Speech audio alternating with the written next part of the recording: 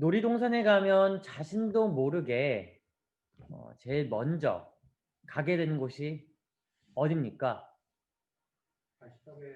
간식 가게. 그리고 또 어디 있을까요? 아니, 먹는 거 말고요. 놀이기구 타는 거 있어서 제일 먼저 가는데 바이킹. 회전목마. 범벅화가 안 나올까? 네, 롤러코스터를 많이 타지 않을까 싶어요. 앞에도 이미 힌트를 주긴 했는데 아무도 그 힌트를 이야기를 하지 않네요. 놀이공원에 가면 자신도 모르게 가장 먼저 가게 되는 곳이 탑승 시간은 매우 짧지만 기다리는 시간이 매우 긴 롤러코스터가 아닐까 싶습니다. 이 놀이기구를 좋아하는 사람은 하나같이 짜릿한 느낌을 가지고 싶어서 제일 먼저 뛰어간다라고 하죠. 그렇다면 롤러코스터의 특징은 뭘까요? 롤러코스터의 특징. 여러분이 생각하는 롤러코스터의 특징은 뭐가 있습니까? 빠르다, 짧다. 또 뭐가 있을까요? 높다. 네. 재미있다. 스릴이 있다. 시원하다. 네, 여러 가지 답변이 있네요. 네. 트렌드 코리아 2021 이 책을 보다 보면 이 롤러코스터에 대해서 이야기를 합니다. 근데 이 롤러코스터의 특징을 세 가지로 이야기를 해요. 어떻게 얘기를 하면 첫 번째 줄서기, 두 번째 타기, 세 번째 내리기. 간단하죠? 네. 특징 세 가지. 첫 번째 중에서 하나가 줄서기입니다. 주행 시간이 길든 짧든 간에 어느 놀이공원이든 롤러코스터의 줄은 항상 길다고 하죠. 혹은 먼저 타고 싶어서 이미 저 멀리에서 뛰어오지만 줄은 이미 길게 늘어선 것을 보게 됩니다. 짧은 것을 타기 위해서 이미 긴 줄을 서야 된다는 것이죠. 두 번째로는 타는 겁니다.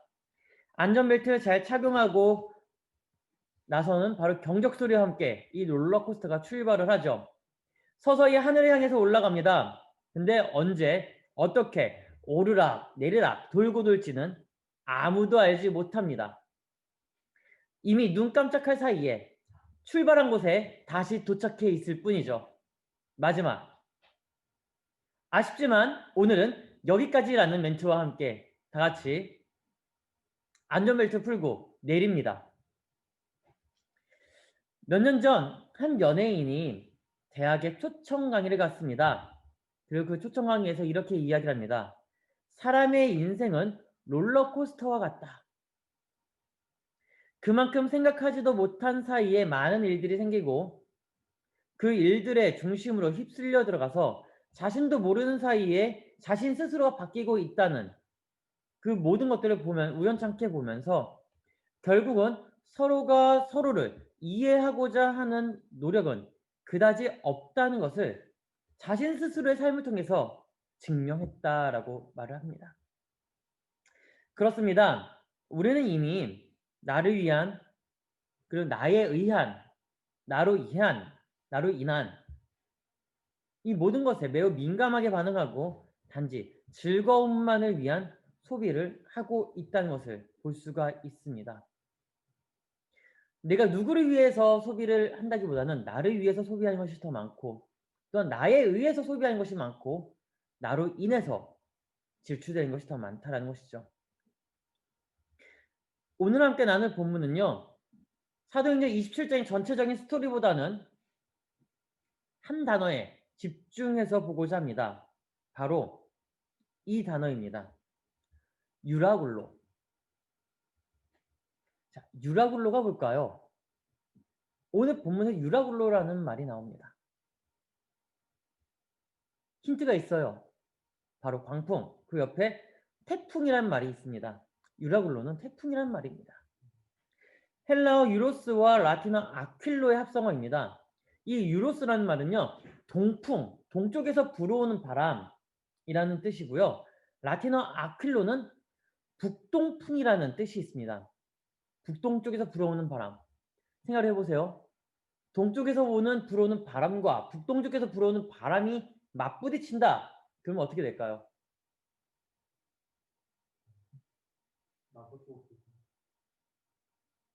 바람이 뒤섞이면서 태풍이 일어나겠죠. 네. 한쪽으로만 분다 그러면 칼바람이죠. 근데 여러 방향에서 바람이 불어오면서 어느 한 곳에 뭉쳐지게 되면 눈이 생기게 되고 그때부터는 태풍의 바람이 생기게 됩니다. 말 그대로 강력한 태풍이 유라굴로입니다. 우리는 태풍의 피해를 너무나 잘 알고 있어요. 강력한 태풍이 핥히고 지나간 자리는 말로 하기 어려울 정도로 굉장히 큰 초토화가 되어 있죠. 벼가 쓰러져 있고 때로는 지붕이 날아가 있고 돼지가 가축이 지붕 위에 올라가 있을 때도 있습니다. 그런데 이 소비라는 관점에서 광풍, 태풍이라는 것을 보면 빠른 대중화를 의미합니다. 왜요? 태풍은 그만큼 속도가 빠르죠. 빠르게 이동을 합니다. 빠르게 이동하면서 모든 것을 다 초토화시킵니다. 대중문화를 한번 예를 들어 볼까요? BTS. 우리 방시혁 작곡가님의 아이돌 BTS, 방탄소년단. 한번 휩쓸고 지나간 그 자리 어떻게 되어 있을까요? 오빠 부대들이 굉장히 많이 있죠. 휩쓸고 지나가면 그 자리가 굉장히 어지럽혀져 있습니다. 혹시 여러분들 가운데 콘서트 다녀오신 적 있으신가요? 어느 콘서트 갔다 오셨을까요? 국카스텐. 네, 락커. 야우! 네, 콘서트 한번 갔다 오고 나면 그 자리는 굉장히 지저분해지죠. 깨끗해지는 경우가 거의 없습니다. 정말 빠르게 순식간에 일어난 일이죠. 다시 말하면 속도 전쟁이에요. 얼마나 빠르게 전파하고 대중화시키냐에 따라 지명도가 달라진다는 거죠. 그런데요, 빠른 대중화는 빠른 사장화를 만들어냅니다. 왜냐하면 누구나 다 할 줄 알고 누구나 다 가지고 있다면 그만큼 재미와 흥미를 잃어버리기 때문에 그렇죠. 나 혼자 하는 게임 다들 신기해서 쳐다봅니다. 그런데 나 혼자 하는 게임이 어느 날 갑자기 보니까 얘도 하고 걔도 하고 그도 하고 저희도 하고 그러다가 전 국민이 하고 전 국민에다 전 세계인이 하면 흥미가 떨어집니다. 그리고 나면 어떻게 해요? 바로 손을 끊어버리죠. 손절하게 되죠. 그리고 또 다른 게임을 찾습니다. 나 혼자 할 땐 또 주위에 있는 사람들도 몰려와서 이거 뭐야 이거 뭐야? 어떤 게임이야 나도 알려줘. 그러다 3, 4, 5 모여서 또 하기 시작합니다. 그러다가 한 지역이 하고 한 국가가 하고 전 세계 사람들이 하고 나면 또 흥미가 떨어집니다. 희소성이 떨어진다는 거죠. 앞서 이야기한 것처럼 놀이기구 중에 가장 인기 있는 것은 롤러코스터라고 했죠.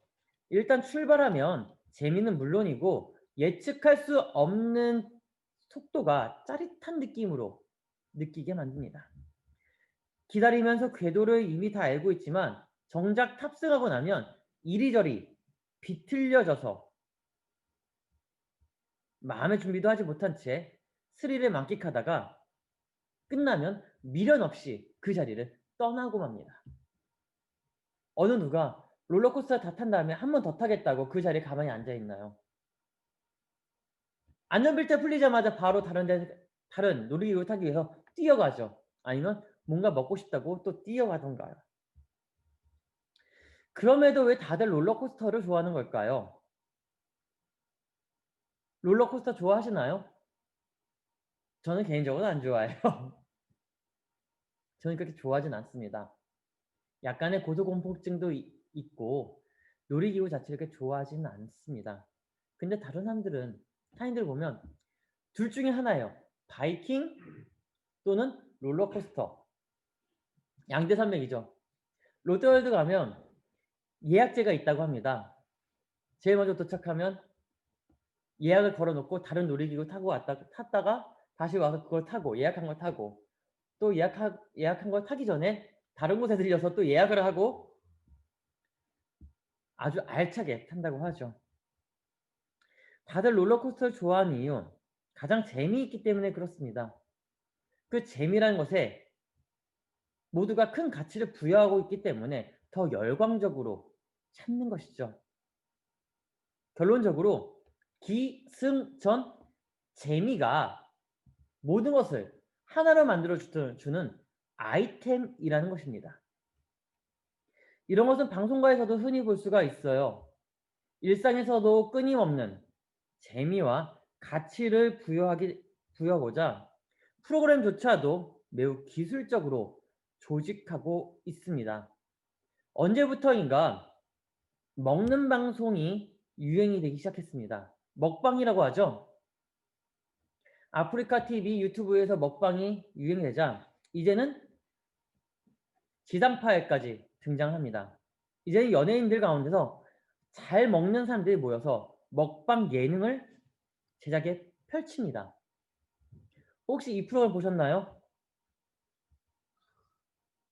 맛있는 녀석들. 뚱사라고 얘기를 하죠. 이 프로그램 멤버들이 먹는 거를 보면요.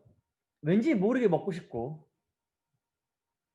그들이 먹는 게 더 맛있어 보이고 촬영 장소가 어딘지 궁금증을 유발합니다. 그런데 그것보다 더 놀라운 것은 음식의 양이에요. 한 사람이 하나씩 안 시켜요.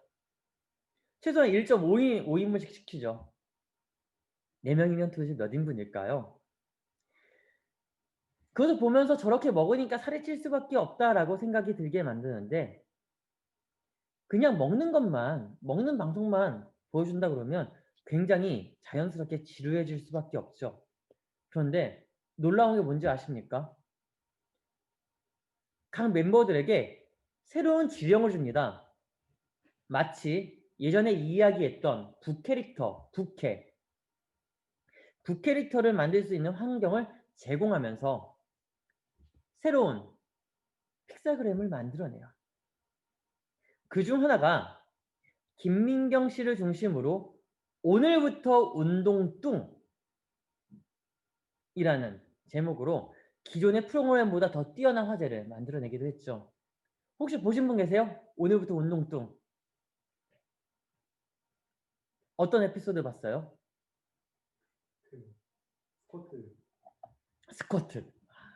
어떤 거 봤어요? 필라테스. 필라테스. 그 끝난 날에 뭐 한지 아세요? 축구했어요. 그 끝나고 나서 양준혁 선수 모셔가지고 야구를 했어요. 근데 운동 굉장히 잘해요. 몸이 참 건장하잖아요. 필라테스 너무 유연하죠. 어쩜 그런 유연성이 나오는지. 스쿼트. 네, 일반 남성이 못할 만한 것들을 그대로 합니다. 축구. 와, 몸싸움은 왜 이렇게 잘해요? 5대5로 풋살을 하는 게 나왔는데 툭 쳤는데 쭉 날아가요. 공을 처음 차봤다고 하는데 슛 강도가 굉장히 세요. 야구도 마찬가지더라고요. 공을 던졌는데 미트에 팍팍 소리가 꽂혀요. 오히려 맛있는 녀석들보다 오늘부터 운동뚱을 보고 뚱뚱한 사람들은 다르다라는 것을 이제 보여주기도 했고 그리고 기존의 관념을 바꿔주는데 큰 일조를 하면서 재미까지도 선사했습니다. 실제로 이들을 통해서 뚱뚱한 사람들이 운동을 다시 시작했다는 저널도 있었기도 하죠. 그렇다면 조금은 가슴 아픈 이야기를 좀 해보고자 합니다.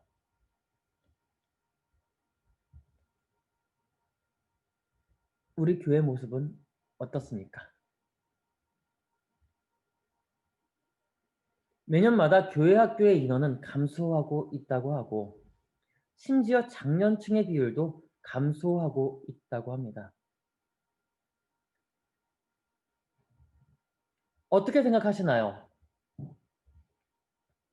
계속 감소하고 있다는 것에 늘지는 못할 망정 유지는 해야 되는데 유지도 못하고 오히려 감소세로 가고 있습니다. 한간의 이야기로는 젊은 부부들이 아이를 낳지 않으니까 감수할 수밖에 없다. 네, 맞는 말이죠. 그런데 이미 있는 사람들도 떠나고 있는 실정이라 그러면 어떻게 생각하시겠습니까?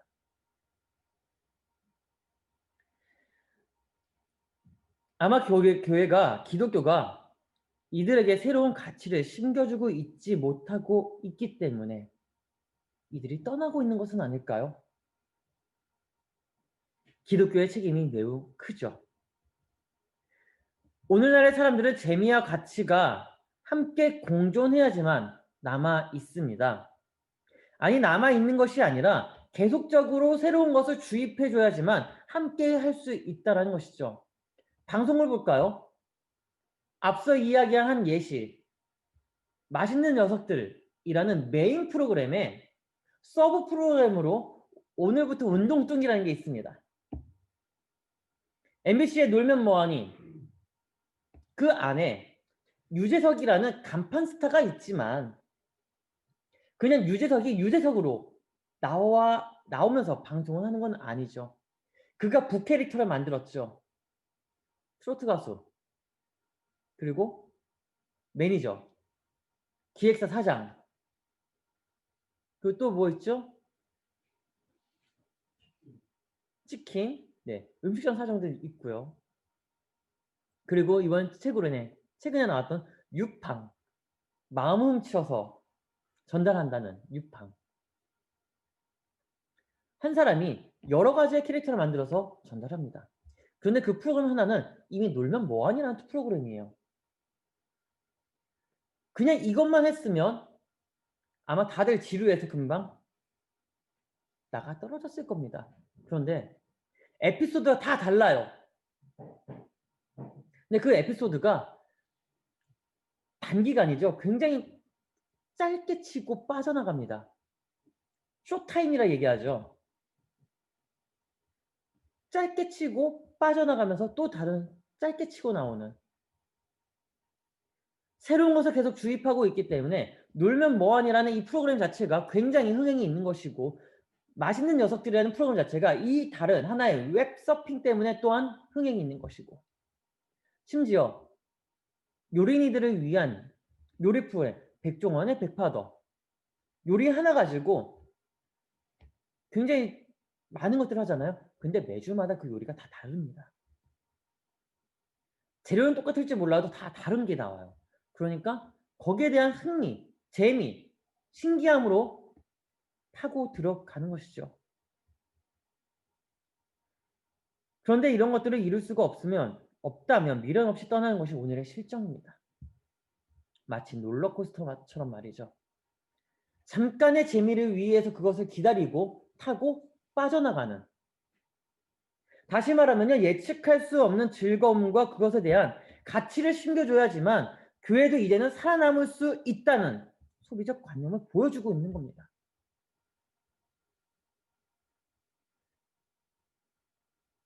하나의 질문을 던질게요.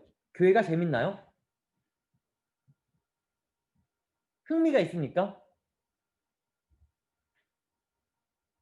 재미도 없고 흥미도 없고 은혜는 있나요? 네, 솔직하게. 네, 은혜는 있어요. 근데 새로운 가치를 심겨주고 있나요?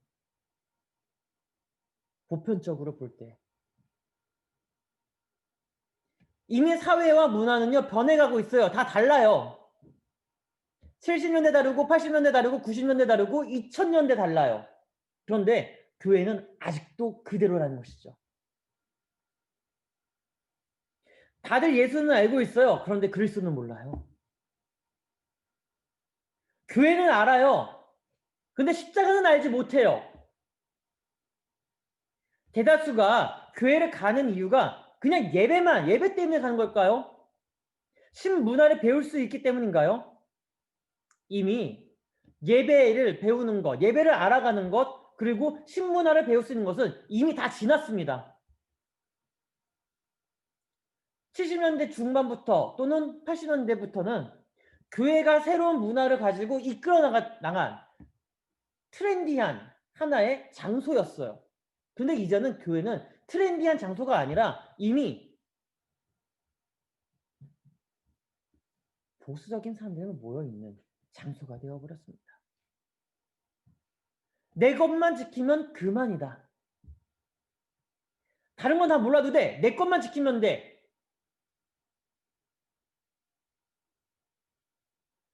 처음에는 다들 와서 많은 것들을 배우고 그것들을 가지고 나가서 활용했죠. 이제는 활용하기보다는 숨기기에 급급합니다. 나가서 저 기독교인이에요. 이 한마디 말에 여파가 얼마나 큰지 아십니까? 저 예수 믿어요. 아, 그래요? 저 교회 다니는데요. 네.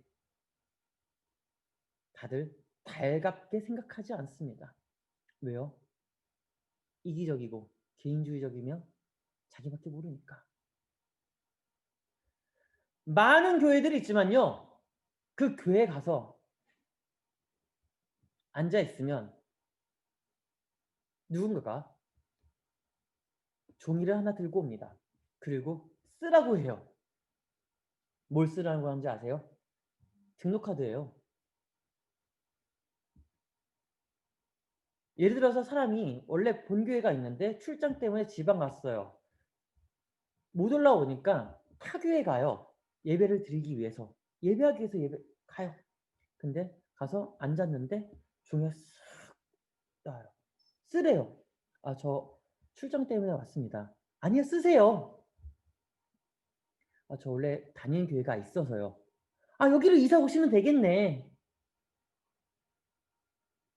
머릿수 늘리기 급급하고 우리만 잘하면 되고.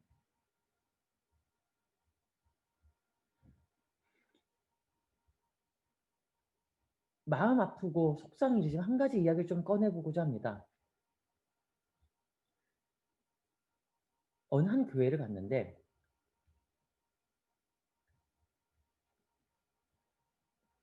한 분이 어떠한 어르신이 이렇게 얘기를 합니다.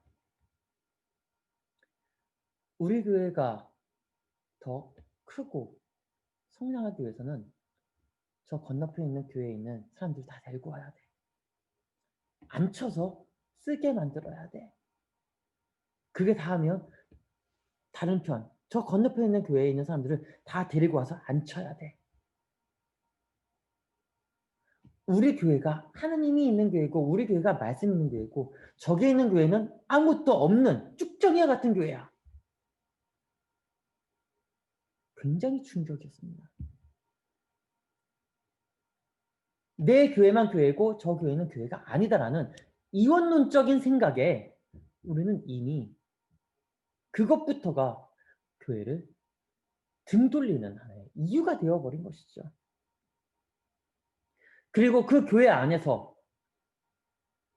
함께 모이면 즐겁고 재미가 있어야 되고 예배 안에서 그리스도를 높여야 되는데 그리스도를 높이는 게 아니고 예배하는 것이 아니고 오히려 세력만 넓히기 위한 하나의 딜레마에 빠져 있다는 것이죠. 사도행전 27장 14절을 볼까요? 같이 읽겠습니다. 시작. 얼마 안 되어 섬 가운데로부터 유라굴로라는 광풍이 크게 일어나니 이 유라굴로라는 광풍 현재 우리가 맞고 있습니다. 이 유라굴로라는 광풍, 이 태풍 지금 우리가 맞고 있어요. 지금 어디로 떠밀려가는지 알지 못합니다. 그러나 한 가지 확실한 것은 이미 미련 없이 떠나고 있는 수많은 기독교인들이 있다는 사실이라는 거죠.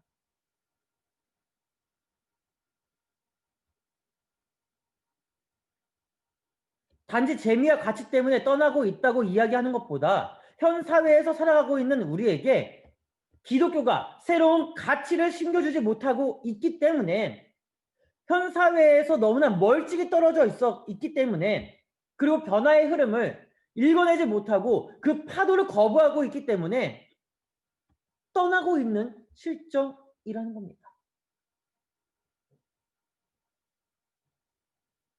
우리 양옆에 있는 것도 볼까요? 주위를 한번 봐요. 누가 있습니까? 사람이 가장 중요하다고 하는데 이미 사람이 떠나고 있어요. 교회가 재미를 주는 곳은 아니지만 그 재미라는 건요. 희낙낙거리면서 퍼니 하는 그 재미가 아니라 우리 안에 기쁨이라는 그 재미가 있어야 된다는 것이죠. 근데 우리 안에 그 기쁨이라는 재미가 있습니까? 예배 안에서 그것을 느낄 수 있습니까? 다들 놀이공원에 가서 롤러코스터를 타고 바이킹을 타고 많은 유흥을 즐기면서 정작 이곳에 와서는 재미가 없어, 흥미가 없어, 내가 할 수 있는 게 아무것도 없어, 교회는 너무나 고리타분해, 보수적이야, 아무것도 없는 곳이야. 그러니까 나는 이 모든 것이 있는 곳으로 떠날 거야.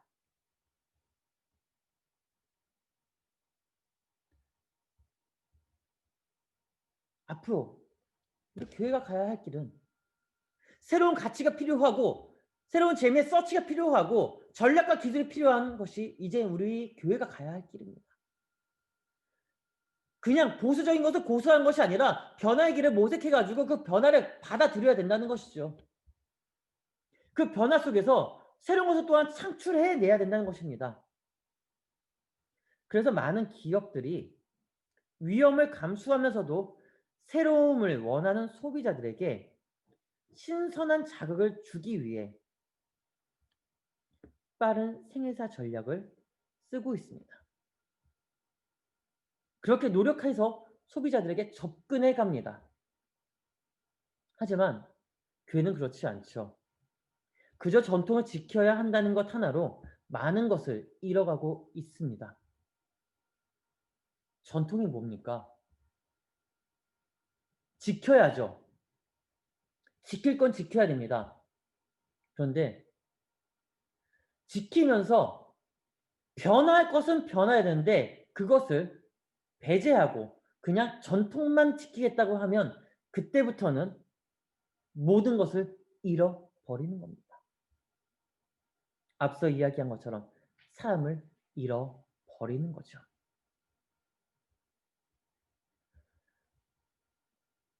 우리가 많이 이런 얘기를 하죠. 전도합시다. 전도해야 됩니다. 복음 전도 중요해요. 부활하신 그리스도를 전하는 거 중요합니다. 그런데 그 복음이 아직도 계속적으로 변화하는 사회와 문화의 옷을 갈아입지도 못하고 그저 예전에 했던 그대로를 고수한다면 현대의 사람들에게 호응도 얻지 못하고 교회는 점차 우리들만의 아니 그들만의 리그로 변해갈 겁니다. 다시 말하면 저와 우리 때에서 끊어진다는 거죠.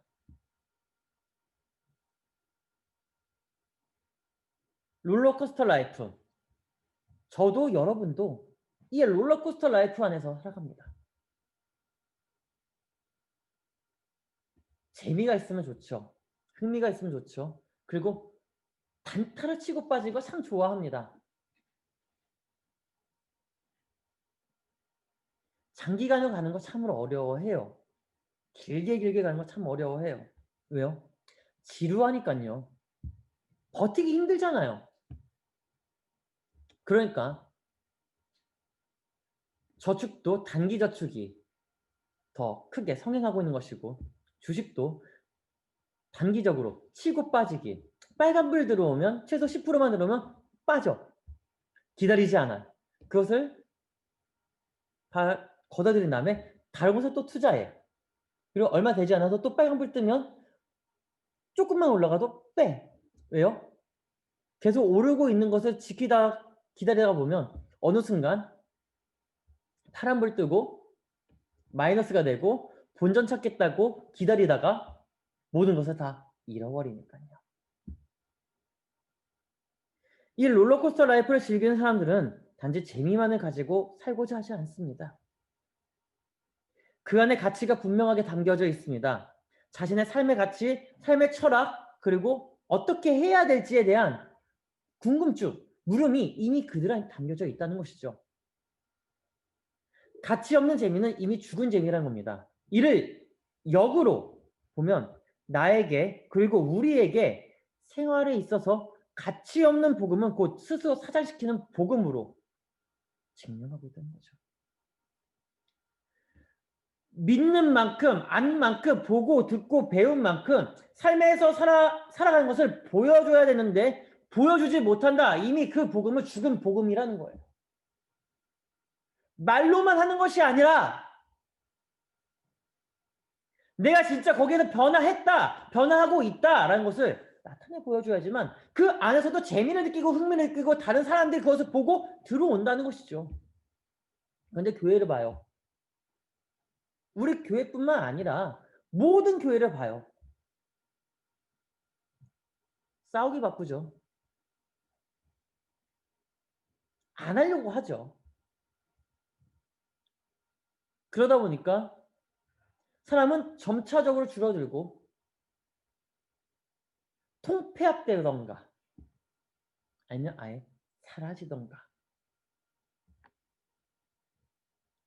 옛 과거를 떠올리면서 언젠가는 이게 회복이 될 거야 라는 아니란 생각 때문에 마지막에는 그 회가, 그 모임이, 그 공동체가 물에 잠기어서 사장되는 것을 보게 됩니다. 마지막으로 한 가지 이야기만 하고 마치려고 해요. 종교가 그리고 교회가 트렌드에 무조건 민감하게 반응하고 따라갈 필요는 없을 것 같지만 실제로 가장 민감하게 반응하고 대응해야 하는 곳이 바로 교회입니다. 그러나 그 대응의 발걸음을 가지고 있지 못하면 이미 퇴락의 길을 걷고 있는 거죠. 이미 과거의 영광만을 가지고 살아가는 시대는 지났습니다.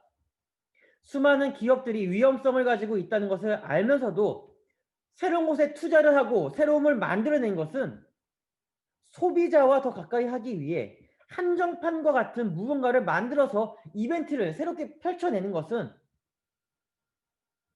그들의 삶의 일부에 침투하기 위함입니다. 최근에 있었던 스타벅스 사건 아시죠? 레디백.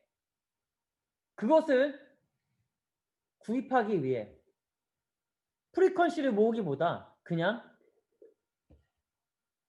커피를 대량으로 사놓고 가져가는, 그리고 그것을 많이 갖고 있는 사람들 다시 또 리셀해서 되파는 스타벅스의 사업 성공은요 모든 사람들의 삶에 침투했다는 겁니다. 없으면 안 된다는 것을 느끼게 했다는 거죠. 그렇다면 우리 교회는 어떻게 침투를 해야 될까요? 교회가 없으면 안 된다. 하나님의 말씀이 없으면 안 된다. 그 복음이 내 안에서 살아 있어야 되는데 죽으면 안 된다라고 느끼도록 침투하게 하는 방법은 뭘까요? 이런 것을 즐기는 사람들이 바로 롤러코스터 라이프로 인생을 즐기는 사람입니다. 침투하고 나서 빠져나가지 못하게 하는 것.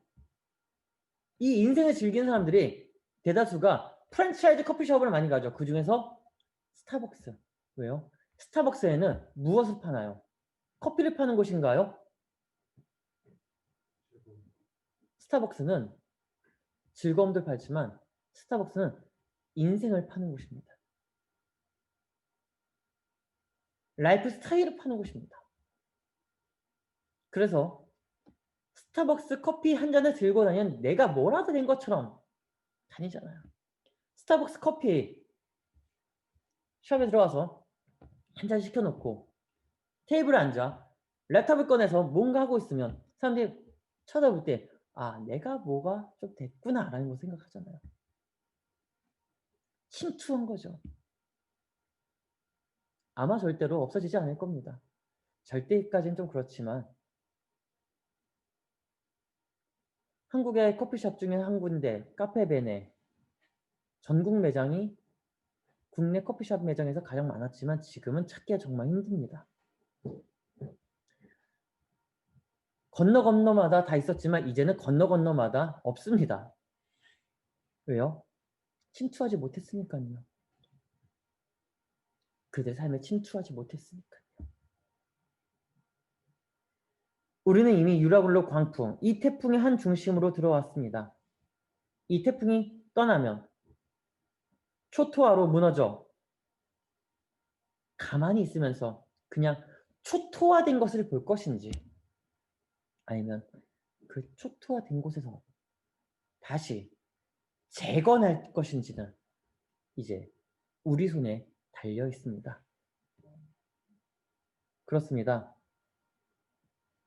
우리 손에 달려 있는 것은 우리의 삶도 달려 있지만, 인생도 달려 있지만, 교회의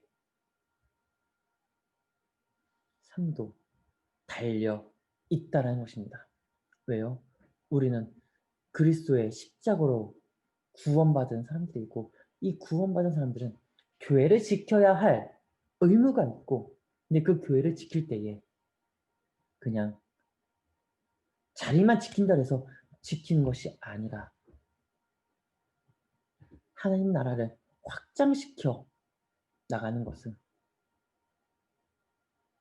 사회와 문화의 옷을 결국에는 입어야 한다는 것이죠. 트랜지션이라는 것을 사장시키는 것이 아니라 트렌디함을 더 만들어서 우리가 전해야 된다는 것이죠. 그것이 우리 것이 돼서 다시 내보내야 된다는 것입니다. 그래서 우리는 롤러코스터 라이프 인생을 즐길 수밖에 없다는 겁니다. 한 주간의 삶 가운데서도 정말 오르락 내리락하며, 그리고 속도의 전쟁 속에서 살아갈 때에 우리 모두가 서 있는 그 자리, 하고 있는 그곳에서 교회와 우리와 복음을 위해 살아가는 저와 우리가 되기를 주의 이름으로 축원합니다. 기도하겠습니다. 하나님, 롤러코스터 라이프 인생을 살아가고 있는 우리가 태풍의 눈 속에서 휩쓸려 가지 않게 하시고 다시 재건할 수 있는, 그리고 세워서